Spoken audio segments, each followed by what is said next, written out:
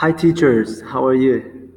So I'm gonna talk a little bit about Google Docs now. Uh, the first thing that you guys can do with Google Docs is a writing assignment, even a simple one like the ones we do for the writing program of our classic courses.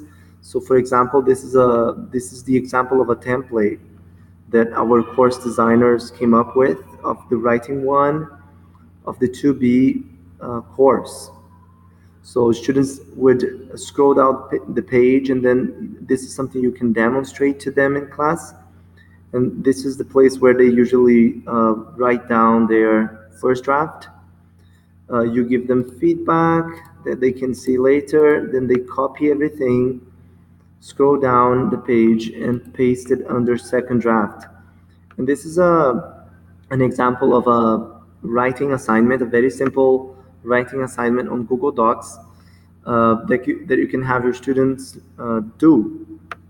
And remember, when you're making the assignment, just make sure that you have chosen the option make a copy for each student, because that's a template. And then you need each student to have their own copy. Another example of something you can do on Google Docs is to make a collaborative Google Doc where students will answer questions about, for example, this is a lesson of the 2B course about Amancio Ortega, the founder of Zara. And then students will actually work on the structures with used to in this lesson later on. So I just had them enter this doc and answer questions about their past and their present. So they even made some mistakes, and I posted some comments, right?